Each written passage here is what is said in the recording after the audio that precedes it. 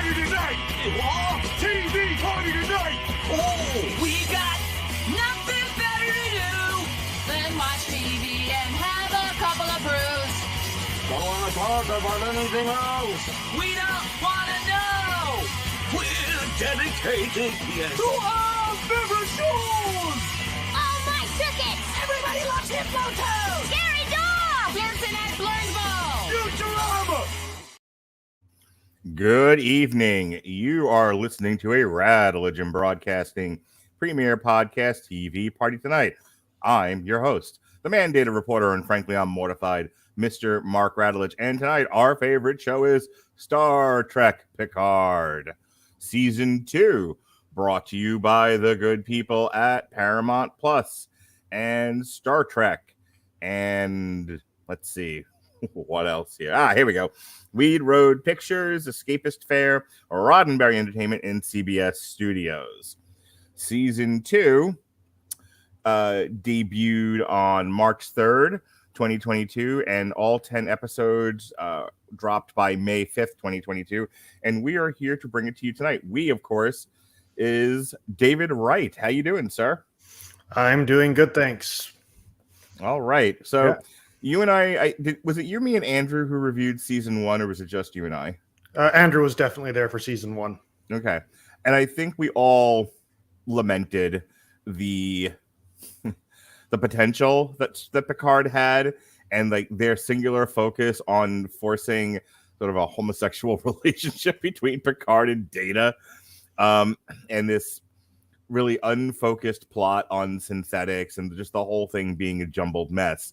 So Andrew, I think, was overall fairly positive on it, but yeah, he admitted that the show definitely had its flaws. Yeah, I remember not loving it. He was more positive about it, and I think you were very much mommy and daddy, please don't fight. No, I was pretty much burn this thing down. I think I was. I did not like Picard season 1, and I still don't. Mm-hmm. But to hear more about that, go into the archives and listen to our review.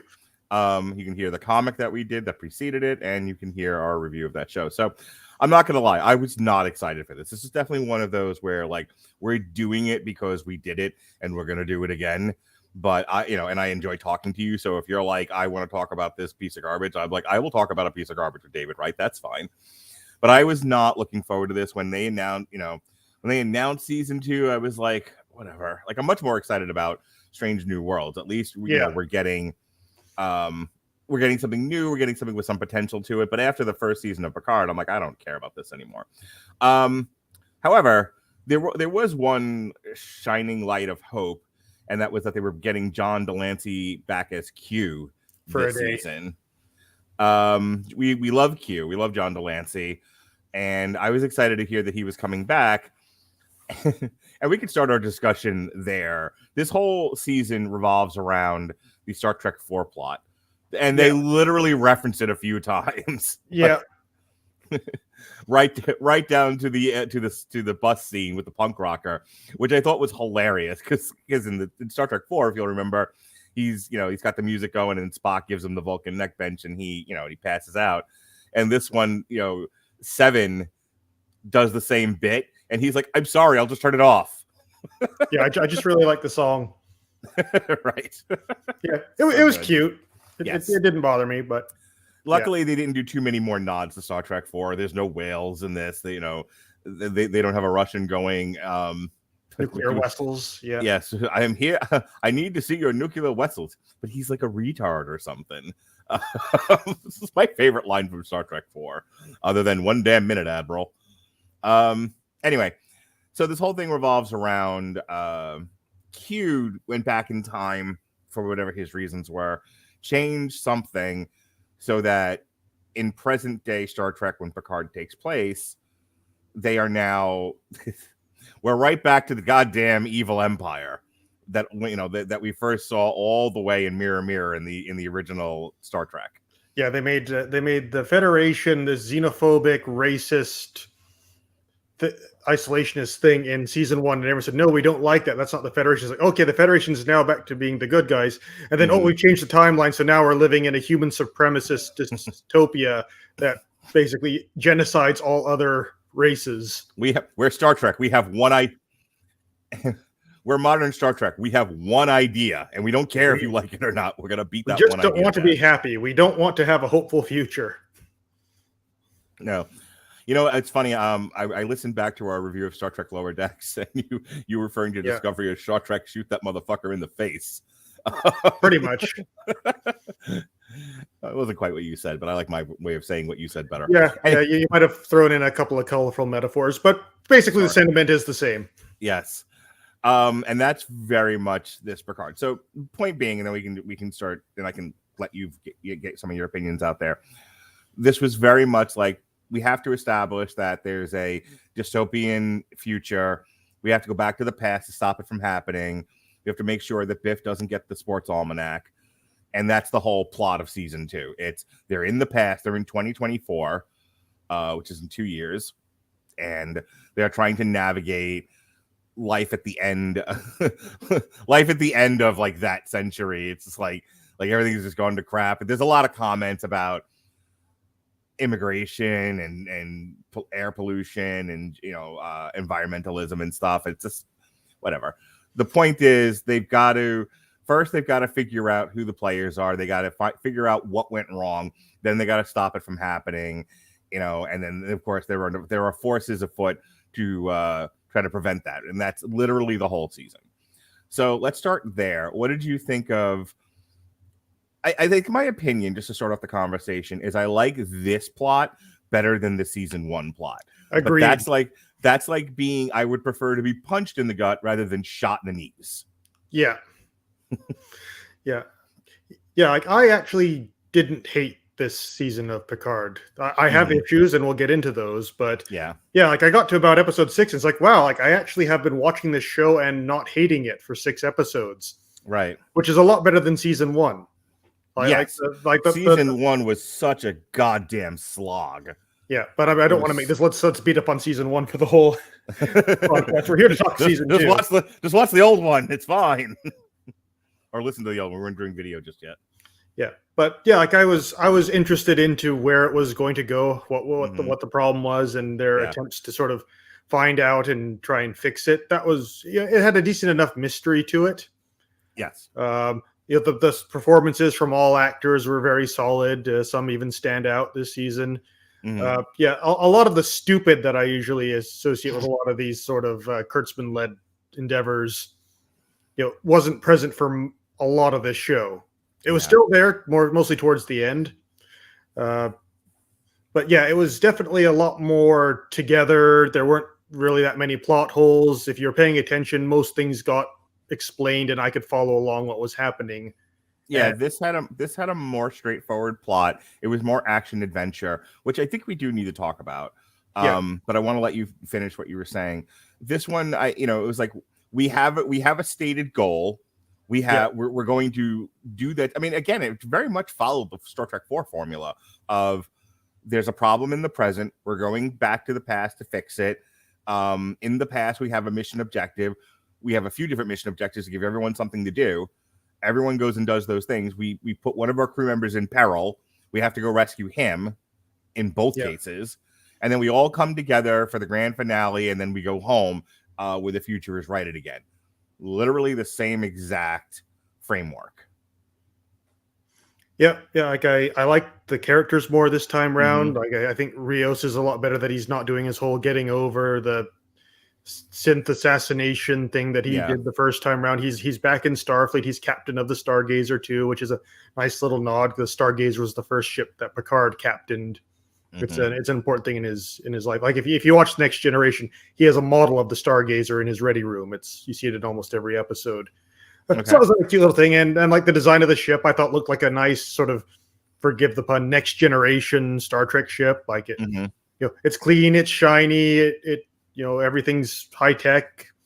It looks like a nice ship to be on, which is better than a lot of the ships here. Like the production design team does a great job with all new Trek, even Discovery, but yeah, like even in Discovery, like I don't really want to be on the Discovery, not because of the story, just like the look of the ship. It's not homey. Whereas you look at the Enterprise D from Next Generation, and it's like a Holiday Inn in space. Like it's comfortable. There's plants in the hallways and places to sit down, and it's this nice relaxing cream color, and you have these nice big big rooms to be in. It's like a cruise ship that also does work. Yeah. Yes. And the Stargazer gave me a bit more of that vibe, and I like that aesthetic there. And Rios is doing better. 7 of 9 is doing better. They kind of skipped over. They skipped over her budding relationship with Robbie. Yes. A bit, though. Then they kind of turned them into a bickering, formally together couple, which I could have lived without. Yeah. I'm trying to front load this with a lot of my positives here, just because I actually can like new Trek when it is good, and I want to give credit where credit is due. I don't just hate to hate. No, I don't. But I think as we look back on some of the stuff that we've did for Star Trek, or even some of our private conversations, I think we had legitimate complaints. I think. Yeah, it's funny. I was listening back to Alexis and I talk about the last set of Looney Tunes cartoons. And I found myself saying on that show what I have been saying for months now, which is a lot of what's out in Hollywood seems like work for hire. I don't know how much of this is people really having a passion for what it is they're doing. I mean, I think they have professional pride, but like as far as like, I'm a huge fan, or I have a perspective, and I really want to, and I really have something to say with all of this. I feel like because of the need, let's put it this way: if Paramount Plus didn't exist, neither would Picard. Yeah. So. They need writers. They need staff to create these shows. And I think it's a lot of work for hire. And I think it's a lot of people that don't understand the IP. They know it. Imagine you're talking Star Wars and you ask somebody who's not really a fan of the movies. They're like, oh, I watched them. They're fine. I like them. Like, okay, what's Star Wars? Lightsabers. Yeah. And then there actually are a lot of pretty good references to more of the obscure things that happen throughout Star Trek. Like I have to give them credit. Like they obviously have someone working on the staff who knows their Trek lore and continuity inside out. Who's probably telling them all, like put this in, and But I wonder how much of that is again like it's member berries. It's just I know that thing. I saw it and I clapped. Right. I clapped.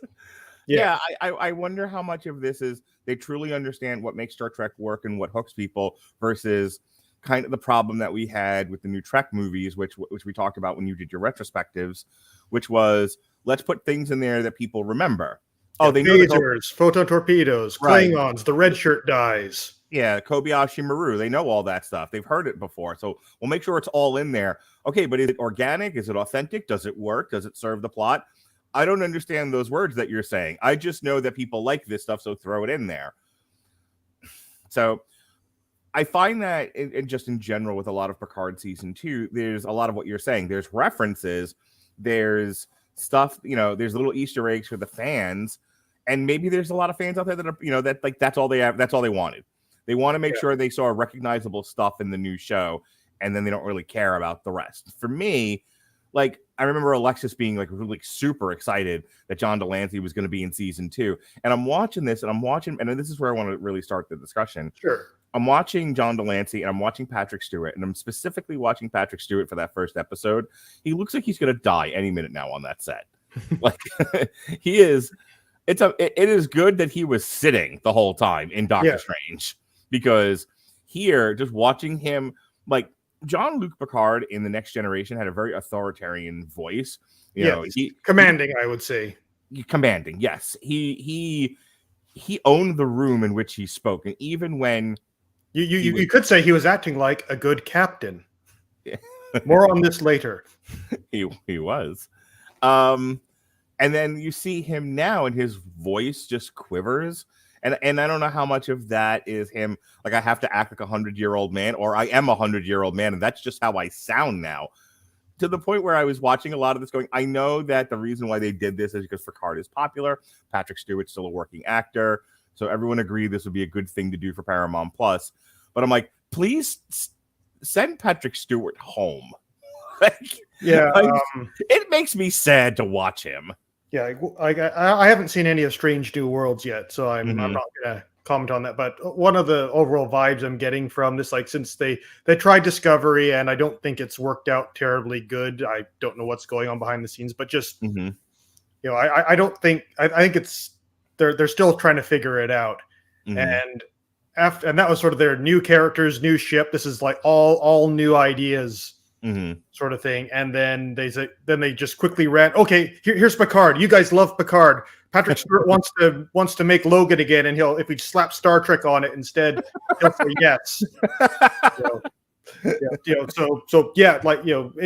Here's stuff enjoy, love us. Leave us alone, but sign up for Paramount Plus. Leave us alone, but sign up for Paramount Plus. Yeah, and then we go Strange New Worlds. Hey, it's Captain Pike. You remember Captain Pike? And Spock's here too. And number 1, you remember number 1, right? And it's the Enterprise, and Uhura's there. And it's kind of like these are all characters that have in the case of Picard, he's had 7 seasons of TV, 4 movies. He has gone on an arc. He has experienced tons of things in his life.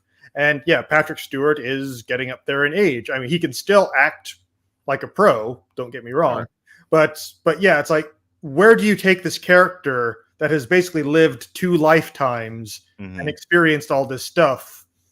I'm okay for them to throw Picard in as like a secondary character or a cameo here and there, like have him be an admiral. I think there was one idea that they were going to do like a Starfleet Academy series, and Picard would be one of the instructors.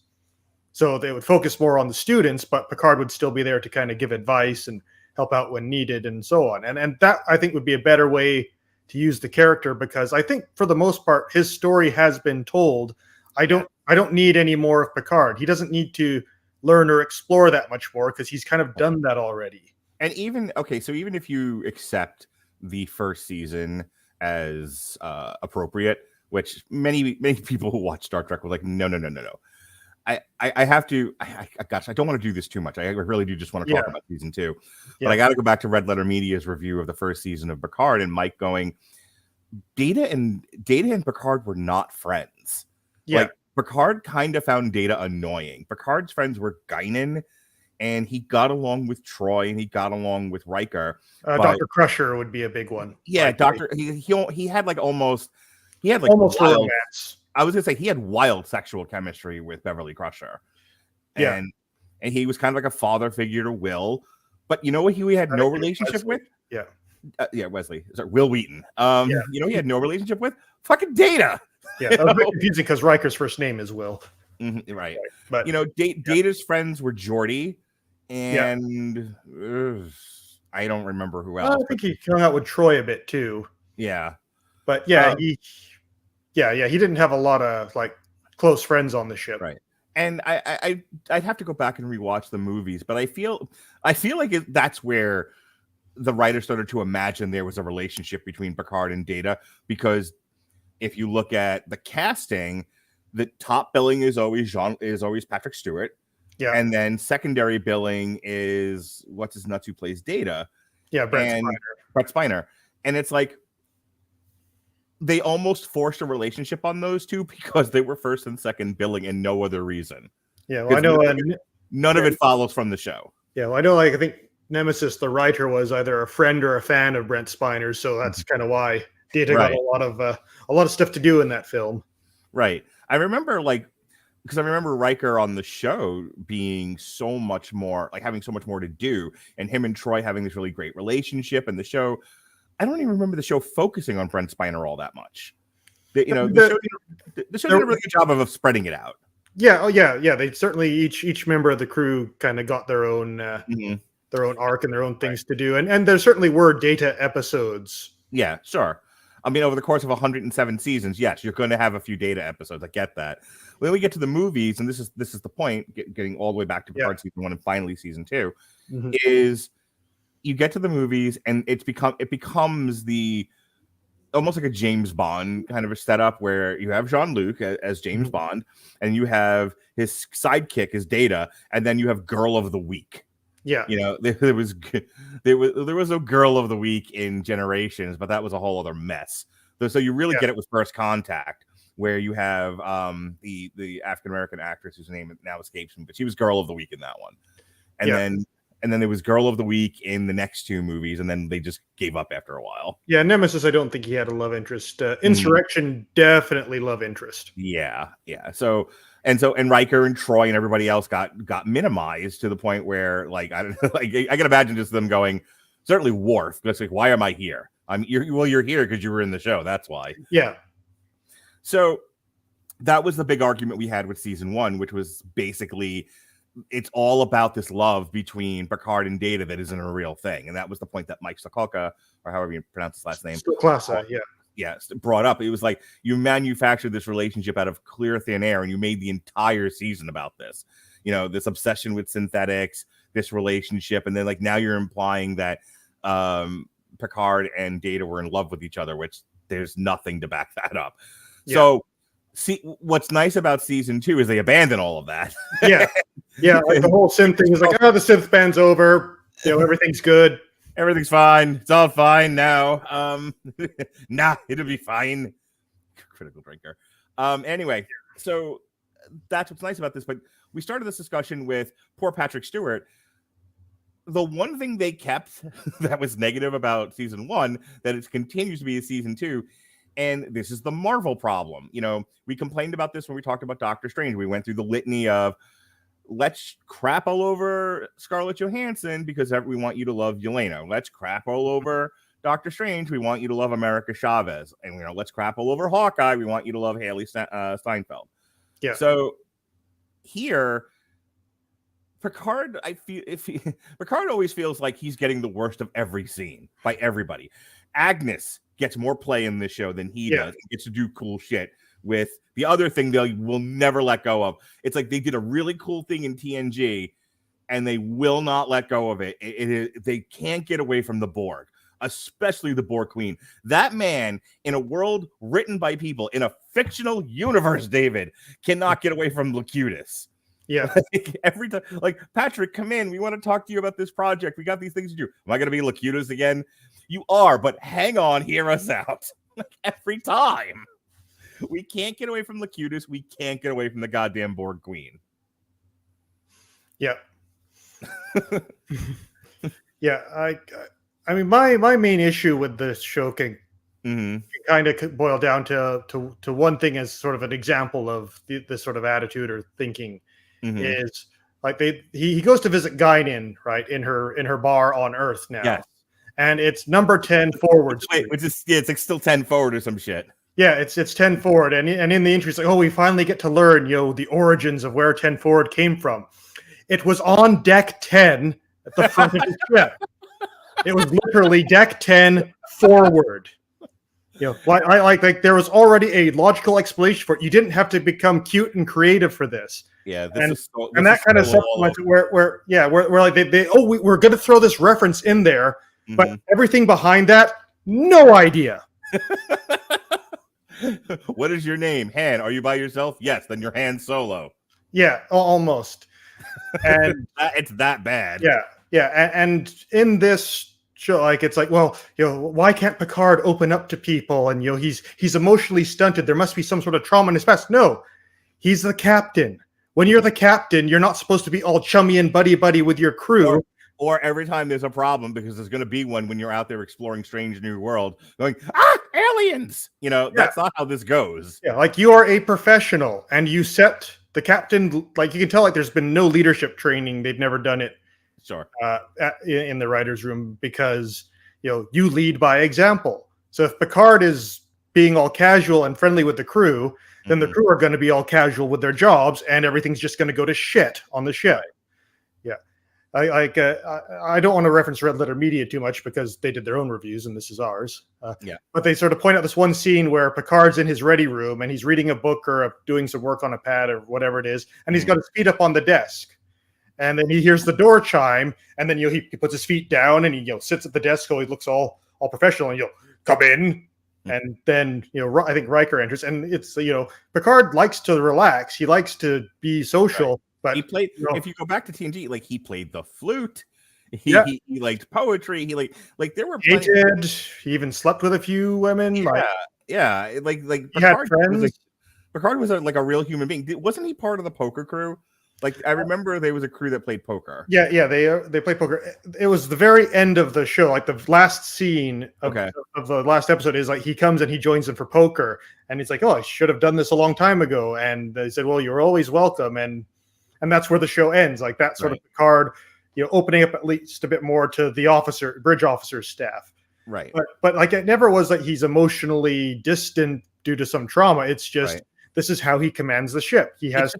It's just a wild misread of the character and what Star Trek is. That goes all the way back to what we started with in this review of I don't think the people working on the show know how Star Trek works. Yeah, and this brings me to like my biggest issue made manifest is I had no interest at all in the Picard mother backstory plot. It added nothing to the show. It didn't go anywhere. It was just Picard has trauma. Oh, now he's dealt with it, and now things are good.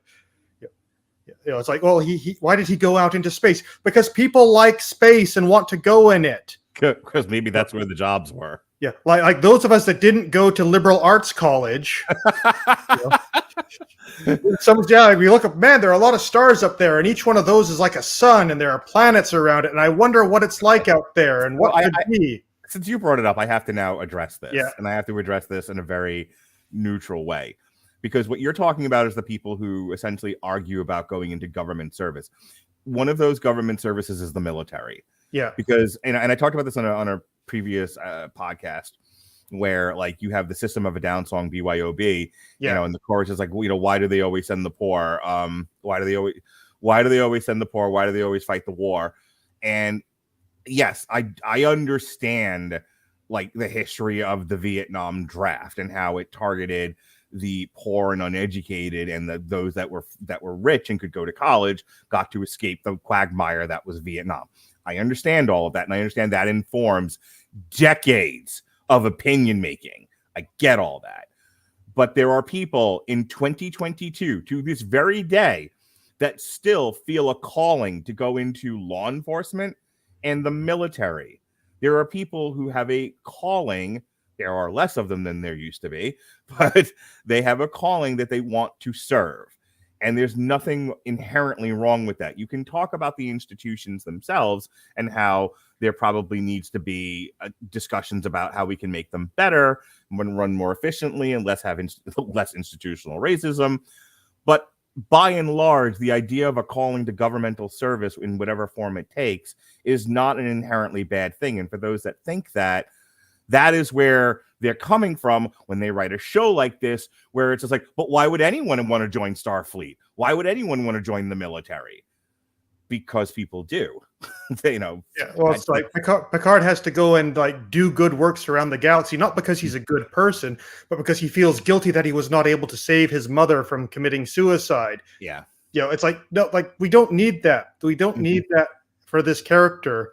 Yeah. He could just be, it's just called 10 forward because it's on deck 10 forward. That would require the people writing this show to have some idea of how ships work. Yeah, but I mean, like you referenced Gary 7. I remember the reference. It didn't resonate with me because I don't remember who Gary 7 is. Yeah, it was like a backdoor pilot for another TV show about sort of like an alien-backed secret agent that like fixes human history, and he bumped into the Enterprise crew, and it never went anywhere. But like if you're making references to that level of obscurity, you should probably know what 10 forward means. It's that kind of thing. And I'm not just harping on it, but it's a microcosm of where the problem for this show is. All right. So we're almost 30 minutes into it. We actually need to talk about what happens in this show. Sure. So when they're in the new horrible timeline, Seven has never been assimilated by the Borg. So she's got her whole human face back. And I do feel like when they were sitting in the writer's room going, what are we going to do for Seven? Someone had to have said, does she need the shit on her face? Can we do something to get the shit off her face? Like, Jerry Ryan doesn't want to go to makeup. Yeah. Well, I don't even think it was her, honestly. Yeah. I think she's a working actress. I think she understands like the appeal to, male Star Trek fans that, sexy Borg is a thing. That's what we like about her. We want her to be sexy Borg. And so when you take the Borg shit off, it's like, you're just now a girl. Now you're just a girl. You're a sexy girl, but you're less sexy than you were with the Borg shit on. Yeah, I think Jerry Ryan gets a lot of undeserved crap for being the sexy robot alien chick. When like if you watch Voyager, like she really did a good job with that character. Like she is a good actress. It's just it was kind of much to her dismay that all everyone focused on was the tight costumes and what a great figure she had. And I mean, yes, she is a very, very beautiful woman. And like she earned every bit of it, But yeah, no, she's a very accomplished actress, and she did the best with the writing of Voyager that she could. Yeah. But she's another one that they obsess over. Like, yeah. Go ahead. I really liked most of what 7 of 9 had to do in this series. Like again, like Critical Drinker talks about, everyone acts like children in these shows. They're they're a bunch of liberal arts students just complaining about trauma and doing drugs and whatever.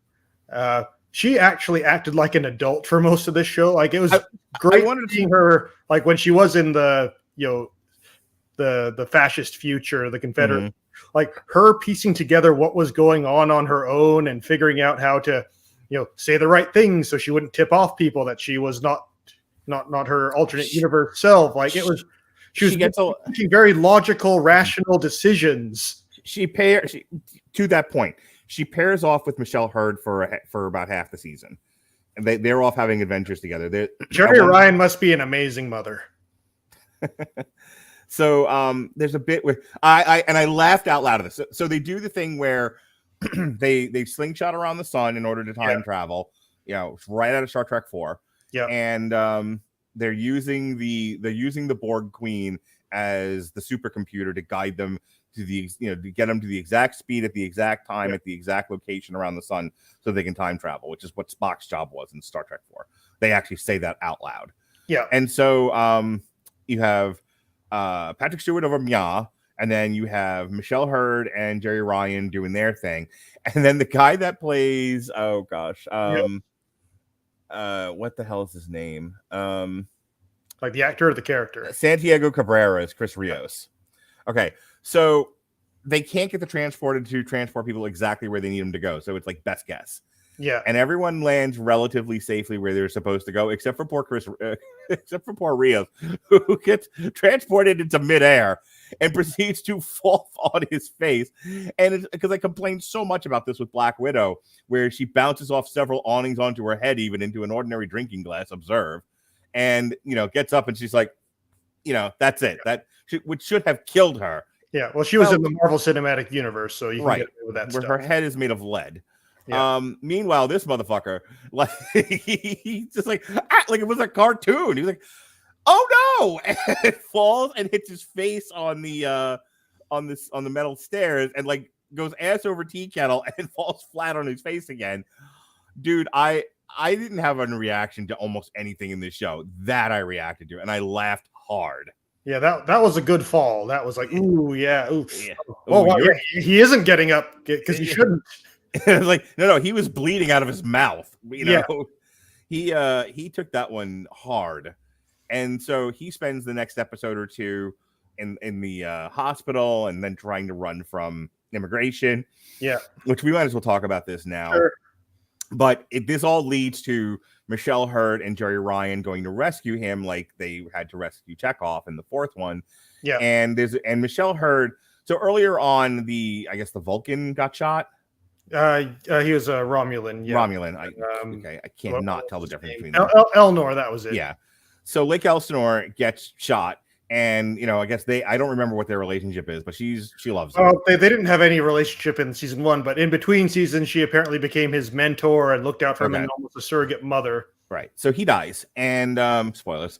And so now she's like, I must kill everybody for this. And I'm so angry. I don't care about anything anymore. I'm just going to destroy the timeline because I don't care. Feelings. How did you get to be the adjutant? How did you get to be the adjutant to an admiral? Like, yeah. With your utter inability to control your emotions. Yeah. Like basic temporal mechanics, temporal prime directive. This is important stuff. All right. And she's like, nah, it'll be fine. Yeah, I don't care. Anywho, so the point is, because you brought up Jerry Ryan acting like the only adult in the show, there's a bit where Michelle Hurd's like, I'm killing everybody, and Jerry Ryan's like, how about not acting like an asshole? Yeah. And so they have to stop the bus, and there's this whole give and take that they have, which this bit I was entertained by, because she's like, I'm going to do this and this and this. And Jerry Ryan just looking at her, 7 of 9. She's like, how about we don't destroy the timeline trying to rescue our friend? How about we try to think through this in a way that minimizes the butterfly effect? And she's like, fine, have it your way. And Jerry Ryan just does it.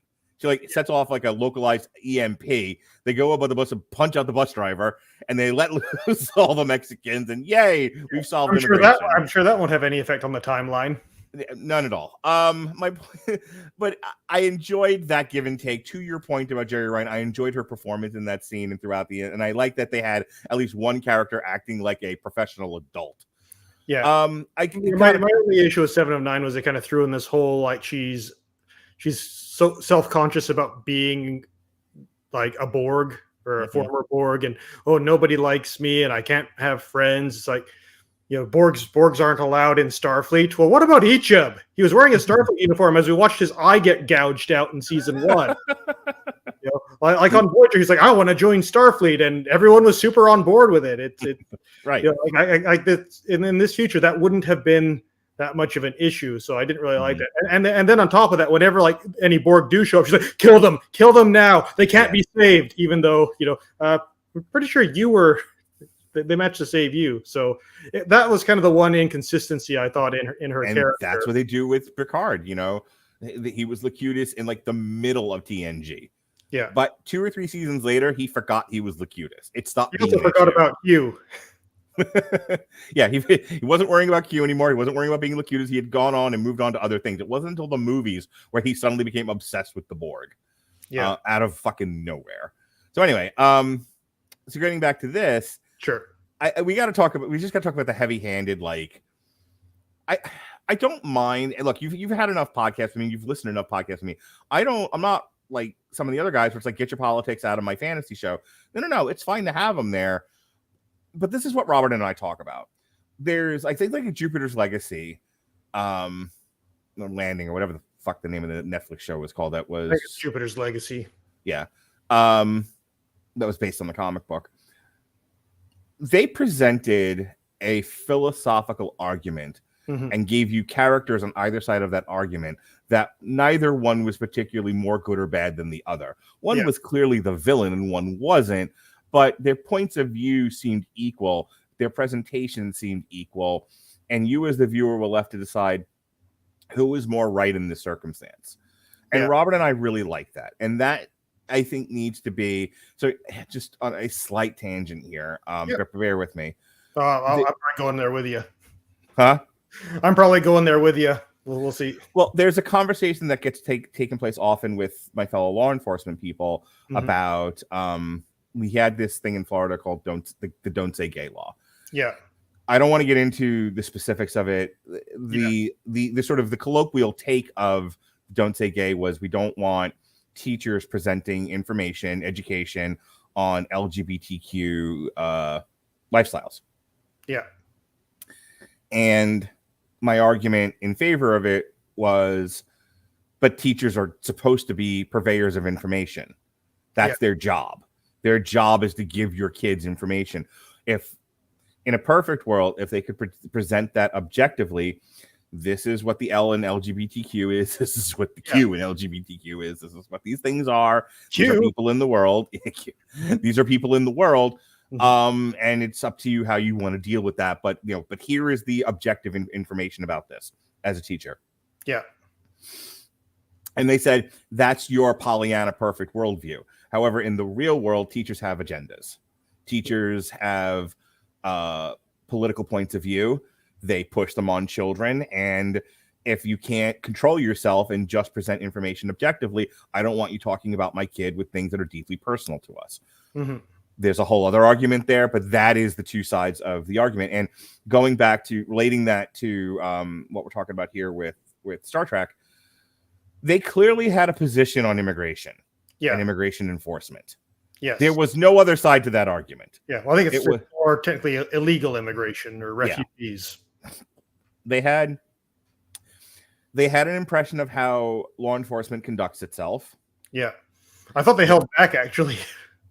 That could have been so much worse. But I think they know that if you go too far, you're going to lose people who who could have accepted this, but if you go too far and like make the cops like abject Nazis, they're like, no, I'm done with you now. But it just felt like we can't not do the show and not talk about environmentalism and immigration, illegal immigration.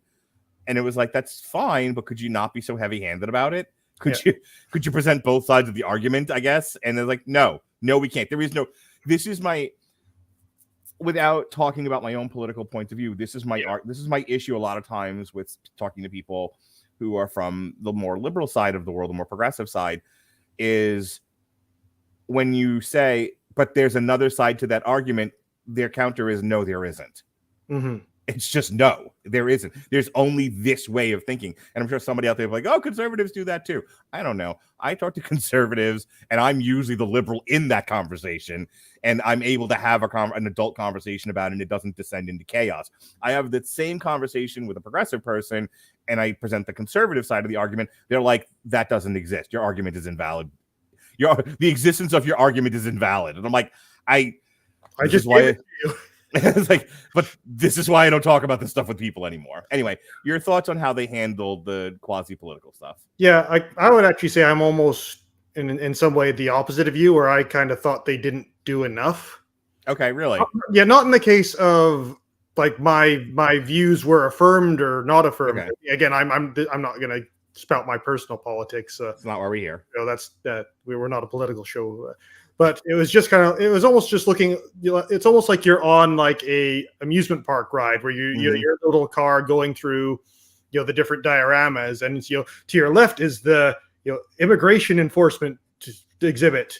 It's just a cop like jostling a Mexican right and left, and that's it. That's all you see. Yeah. So and to your right is global warming. Right. And then, thanks for going on the ride. It's like, okay, but you didn't tell me about any of these things. You just said these are things. Right. And they exist in the world, much like the LGBTQ people. Yeah. Like what I like you, I like it in more of the classic sort of Trek where they would take a stand on an issue, but they would always kind of go through the more complexities of the issue. Like they wouldn't strawman the opposition. They would usually try and steelman them. There was a Deep Space Nine episode, for example, where they meet like a new alien race. They're like refugees fleeing a hostile invasion force, and they come to the station and they're like, "Oh yeah, sure, we'll help you guys find a planet to settle on, and then you'll be safe here." And they say, "Well, our religion says we're supposed to go and find this planet that has been through suffering and settle there." And the planet near Deep Space Nine, Bajor, which basically went through like a Nazi occupation, basically, and in the process of rebuilding itself. It's like, well, your planet's history is exactly what this planet has been said to us. So we want to resettle on Bajor. And the Bajor's like, we're kind of still digging ourselves out from the mass graves of this occupation by this military power. Having to support refugees from another world that's just kind of too much for us. We're sorry, but there's plenty of perfectly good other planets that you could settle on and be perfectly happy. We can't take that chance. And then at the end of the episode, as they're going to settle the new planets, the leader says, you guys are having a lot of trouble like getting your agricultural industry back in action, trying to fix the soil that was ruined in the occupation. My people are farmers by trade. If we had settled there, we could have brought new life and food to Bajor, but now we'll never know.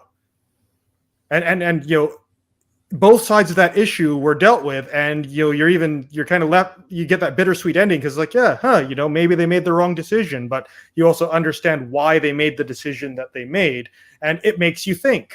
Right. Instead of just ice bad, next. Global warming bad. Next, that's all our social commentary. We took a stand. Yeah, we said it was bad. I mean, it's basically the writing equivalent of changing your Facebook profile picture. Right. I put a sticker on there. I said a thing I didn't like. I'm changing the world. I stand with Macombe or whatever the fuck his name was. Harambe, I think. Yeah. Harambe. Yeah. Anyway, we are about 15 minutes out from an hour. So I want to talk about Agnes really quick, and then I'm going to throw it over to you to talk about the conclusion of season 2. Sure.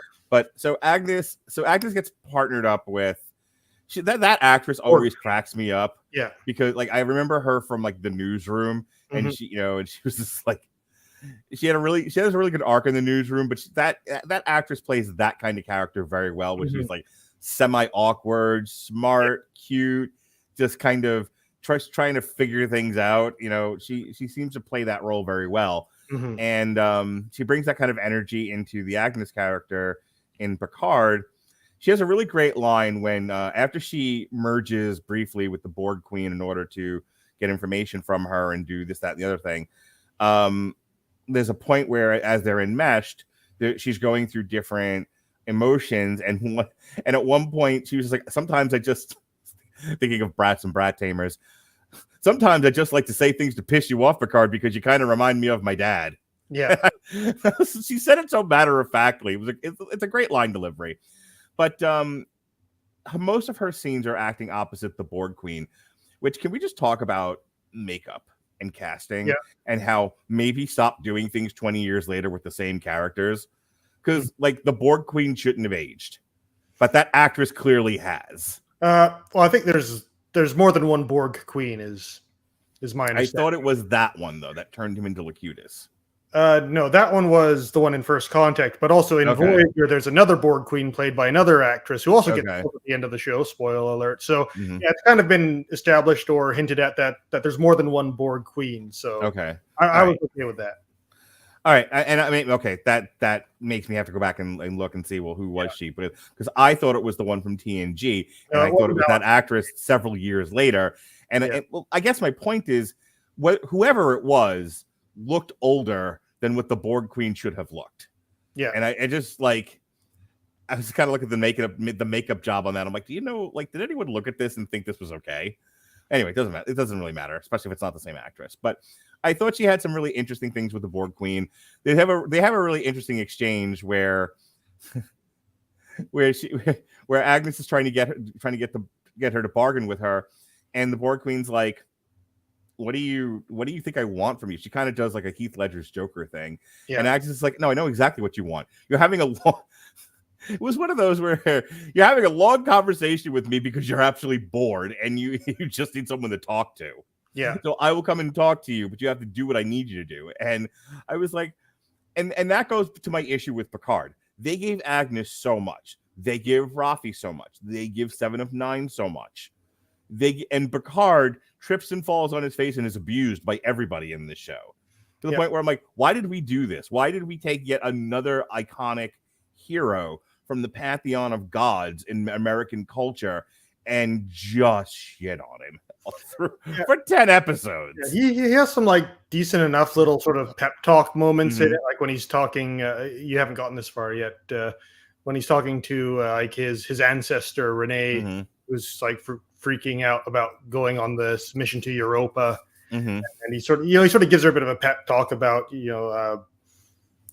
like bravery is not the absence of fear, but the overcoming of fear, and so on and so forth. And there's nothing like super deep or revelatory in there, but it was a decent enough pep talk. And yeah, but a lot of the sort of emotional beats of the show is just like the actors like just giving very matter of fact, commonsensical stuff. It's like time, things that happened before things that happened later. It's a sequence of events in the past that lead to the present, and the things that we do in the present lead to the future. Thus is time. And it's like, okay, yeah. Hang on.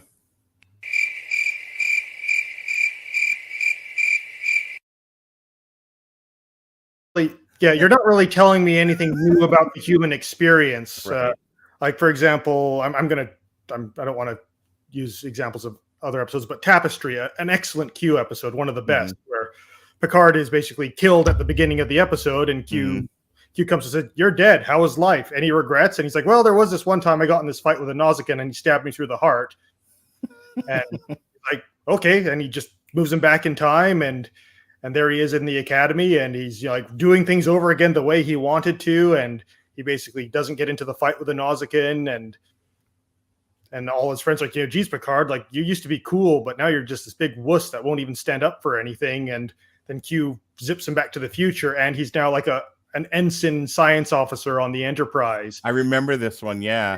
And Q just said like, well, that moment was when like you stood up for something and you fought and you got hurt, but that led to you to be this character that would take the initiative, that would take risks. Right. Like this is the kid that when the captain of the Stargazer was killed on the bridge, you stepped right into the chair and you captained the ship to sit back to safety, and that made your career. And that's what led to you being the captain of the Enterprise. And it's like, but this Picard, he never took any chances, and he always took the safer road. And it was basically like, the things that you do in the past that you think are mistakes are a part of who you are and can even have positive effects given time. And at the end of the episode, Picard is just I change it back. Like, I'm okay if I die as a result of this. I'd rather die as Captain Picard than live forever as this man. And that was a really important message. And that episode dealt with it so much better than anything in this show. I was gonna say, I think Family Guy even did something like that, where like, Would be surprised. Where like Stewie doesn't go off the diving board and he grows up to be just this beta male. Yeah. And then he is like, it is through adversity and failing that we find ourselves and we can proceed and become men. Yeah. And that's the lesson. It's almost like Farland's a Star Trek fan.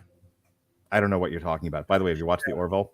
Anywho, so yeah, tell me about the ending, because I got this whole week. I used to get really uptight about this, and just because my own life has sort of slipped out of my grasp, I'm struggling to kind of keep up with everything. Like I had to postpone doing upload, and I barely got all of this watched in time for our review, and I wasn't going to reschedule this as well because I don't like to do that to you people. But you're welcome. So I got 7.5 episodes in, and I'm like, I don't know how this ends. How does this end? And so episode 7. Yeah. So they fixed Renee Picard so she's able to go into space. Right.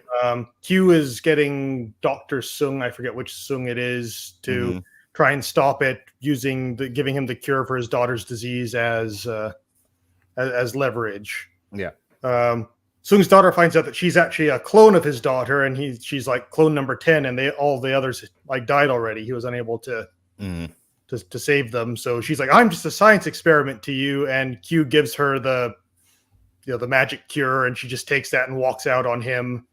Because of course she does. Yeah. And then Q says, well, you still have motivation, because if this Europa mission goes off and Renee Picard's on it, it'll set in motion a chain of events that will, well, if she doesn't go on the mission, it'll set in motion a chain of events where you basically become ruler of the world and build humanity in your image. And this is where the divergence to the Confederacy versus the Federation happens. Okay. Well, that sounds pretty sweet. So he tries to do more shenanigans. The Picard crew are able to thwart his machinations. He teams up with the Borg Queen for a bit. Because of course he does. Yeah, well, she wants to take over the ship and go and build a new Borg collective in the past. like Borg are gonna do. Yeah, even more powerful than the original collective that she was from. But Agnes is fighting back at her, and eventually the two of them reconcile, and they decide to build a kinder, gentler Borg that doesn't force people to assimilate. They just go around and find people who are, on the verge of death and offer. So we're in the writer's room, and we're trying to figure out what we're going to do and what the conclusion is going to be. And someone just goes, how about woke Borg? Yeah. Well, you see, the thing about the Borg is it's not that they want to absorb all cultures and technologies in the universe to create the perfect being. It's that they're just really lonely. Yes, Again, I understand. See my comments about Picard earlier on. The Borg don't need a touchy-feely backstory about trauma and loneliness. They're an analogy for communism, like the complete destruction of the individual will. But right. I digress. So Agnes becomes a new, kinder, gentler Borg queen. They give her the ship. She goes off. Are you shitting me? Agnes is the Borg queen now? Yes. Well, they've merged into a new Borg queen. Yeah. Like the queen transferred her mind into Agnes with some nanoprobes and whatever.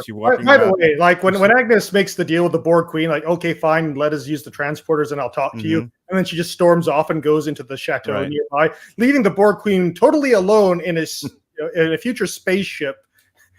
What could possibly go wrong? Well, if you'll remember, she put like dampeners on or some shit. It was just like you're just hanging there and like nothing's happening, like a science fiction BDSM thing. Yeah. Again, still some stupid writing stuff in this. It show. really is so bad, but it lasted a lot longer until it got really bad. So I'll give him credit for that. So she's so is she like sexy Borg like Jerry Ryan, or is she just sort of meh? Well, I mean, she's like the same actress that plays Agnes, just in wearing like the more Borg Queen. That's more of what I was asking. They dressed her in the Borg shit. Yeah, they dressed her up in the Borg costume. So that's that storyline dealt with, and then they're able to like double play Sung, Talon, like the Varys lookalike watcher. She pretends to be Renee Picard because she can alter her appearance, and Sung poisons her thinking she's Renee, but Renee's already gone onto the shuttle. She dies in Picard's arm after he's worked through his trauma about seeing his mom commit suicide. By the way, his father was played by James Callis from Battlestar Galactica. Always nice to see him getting work. So Picard learns that he's been repressing this memory of his mom committing suicide when he was a kid because she had mental health issues that they just weren't able to figure out, and because he let her outside of her room that his dad locked her in for her own safety, she was able to get the rope and do the job. So he feels all guilty about that, which is why he travels the universe doing good deeds. And this has absolutely no bearing at all on anything else in the story. Well, I was gonna say, could Hollywood be any more obsessed with PTSD? Yeah. This is I between TikTok and some Hollywood projects that we've talked about here. It is like all anyone wants to do in Hollywood. Do you remember the good old days in Hollywood when people just wanted to write really fun stories? Yeah. Now everyone's working through like their personal mental health issues in Hollywood. Like we have this gig. We need you to write some scripts for the Picard show. That's true. I understand what you're saying, but can I work through my issues with my parents? Yeah. Okay. This is the last Star Trek episode I will briefly surmise to illustrate a point here. Go ahead, Mike, from Red Letter Media. Sure. Yeah. So, Deep Space Nine episode. Yes. So, as I mentioned before, the Bajorans conquered by another race called the Cardassians, basically Nazi occupation, lots of death, enslavement, all the terrible things. Was it the Cardassians or was it whatever they called themselves, the Dominion? No, the Dominion came later in Deep Space Nine. Okay. It was the Cardassians, but good try. So, at the beginning of the episode, Captain Sisko's like, Cardassians want to send a science team to study the wormhole. And Kira's like, no, definitely not. He's like, but they're scientists. They're not soldiers. Doesn't matter. They're Cardassians. They're all bad. A lone Cardassian comes onto the station. One of the other Bajorans identifies him as Galdar Heel, basically the warden of Auschwitz. Right. The Bajorans. So he denies it. I vaguely remember this, actually. Yeah, he's arrested, and then there's a sort of cat and mouse, Kira interrogating him as he's not letting on, but sort of coyly letting on. And eventually, he lets it slip. Yes, I am Galdar Heel. I enjoyed killing the Bajorans. I wish I could have killed you all. I'm evil, and I love it. And she's like, well, now you're going to hang for it. And then Sisko goes to tell the Cardassians, like, hey, we have, this general of yours here because, international incident. And talking about, he died last month. I was at the funeral. Like, whoever, I don't care who you have in your brig, it's not that guy. And then Kira goes back and she works out that he's actually another Cardassian called Mariska, who's like an accountant or a clerk at that same death camp. And basically he's got this fatal disease from working at the camp, and he had himself altered to look like Darheel and get caught on purpose so that he could be executed to give some sort of closure to the victims and their families. Because he was so guilt-ridden over not being brave enough or able to do anything to stop the slaughter.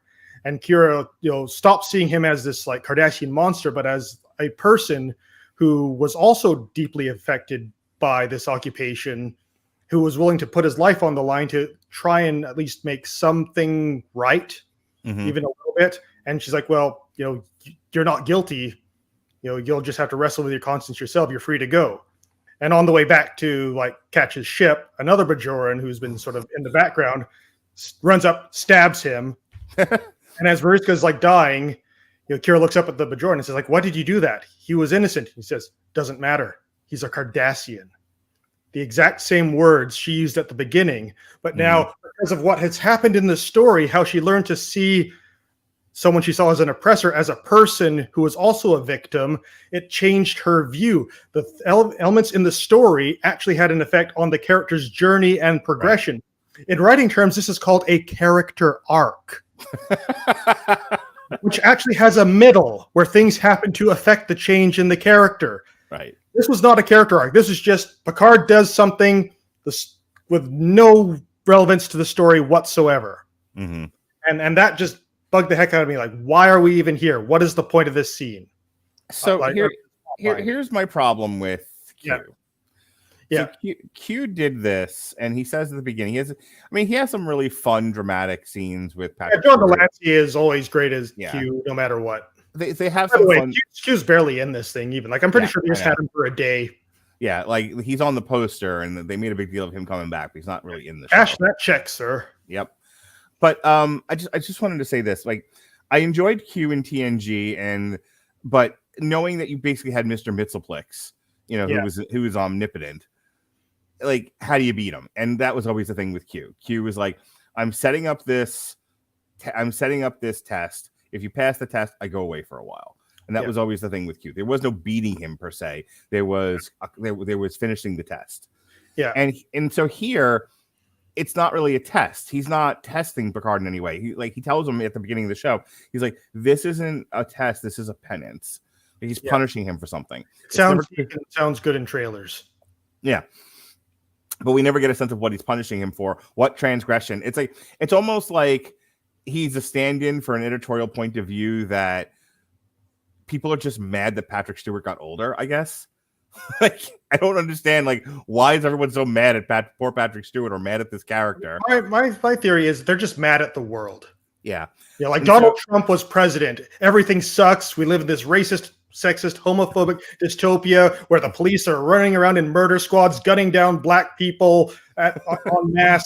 And we're going to take it all out on Jean-Luc Picard. And we're just going to say, like, this is because people suck. Everyone's evil. The only thing good happens is because people are suffering through trauma. Like, it's just, there's a cynical undertone to the whole thing. Right. It's just like, but more to the point, they don't ever give any rational explanation for it. It's just a tantrum. Like, Q is a stand-in for, like, a liberal progressive tantrum happening in the show for some stupid reason. And then you get to, that's what I was asking about the resolution. So they stop him. What stops Q, because he's omnipotent, from just like, you didn't stop me? It's like when you play. It's like, remember when you were a kid and you're like, and you're playing, finger guns with people, and you're like, I shot you. Like, well, you couldn't have shot me because I have a force field. Yeah. Well, what we learned is Q is actually dying. He doesn't know how or why, but he knows that he is dying, and he's like, what is my last act going to be in life? What is my legacy? How will I have made a difference in the world? And it's like, I'm going to help Jean-Luc Picard get over his mommy issues by sending him into the past to prevent a fascist, xenophobic, future human thing, and which will just happen because reasons. Yeah, that's the whole thing. It's not particularly. It is very convoluted. But I guess more of what I was saying is you invented this character that can do anything at any time, and he doesn't want them to succeed per se. So why doesn't he just there's no reason he can't stop them. None. Yeah, he's also kind of losing his powers due to him dying as well. So he can't just snap his fingers and do everything, though he does at the end because they need him to reset the timeline because they gave their ship away to the Borg Queen. So, all right. And like the thing with Q in this is like there's basically two sides to Q, right? There's Q, the sort of mischievous guy who makes trouble for them, and like the original idea was like when they went to do the first episode of Next Generation, DC Fontana only wrote an hour's worth of script. The studio wanted a 2-hour pilot, so Gene Roddenberry basically added in all the Q stuff himself because he wanted to do this thing about how humanity has grown beyond its pettiness and is now going into the next stage of evolution. And the Q are jealous or threatened by this, so they want to show humanity that we're really not that good, but the humans always are good. So Picard can give speeches about all that, and you get those episodes, and they're not that great. But then some other writers kind of got their hands on the character, and they kind of did him more as this mischievous but more or less sort of benevolent guide Yeah. where he's potential of humanity Right. and is trying to show Picard how to achieve that. Right. Where here he's got a more villainous thing. Yeah, going here on. we get more just mischievous Q, but now with menace. But then right at the Right. very end, it's like, oh, I was doing it all for your good, Jean-Luc, and Yeah. as a god, you are my favorite, and like they hug it out, and then he passes away, and then we go back to the future where it's revealed that the Borg Queen at the beginning of the episode is Agnes, dun dun dun, and she's actually warped there because some big subspace anomaly is going to open up and destroy the galaxy, and she needs her giant Borg vagina ship to team up with the 50 Starfleet ships, combine all their shields together and stop the thing from happening, and that's where it all kind of ends. So I'm reading the wiki here. It says it has been estimated to have high viewership and audience demand and has received positive reviews from critics. Well, I mean, that's not hard to do. We have a whole segment devoted to that. Well, I get that. I guess, like, you and I have not been kind to this show. I think we've been fair, but we have definitely not said it's great. Yeah. And I'm just reading this. I would give season 2 overall an okay. It stumbles and pretty much falls on its face right at the end. But at least for like the 75% of the way there, I didn't hate it. There were actually things that I liked. So it says here that the Rotten Tomatoes score was 89%. Metacritic is 69 out of 100.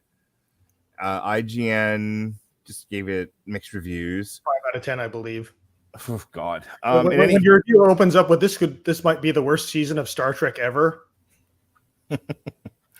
I'm trying to see if it was renewed for season 3. Yeah, Sorry, with the third and final season expected to premiere. All right, we have one more season of this. Yeah, and they're bringing back the whole TNG cast except for Will Wheaton.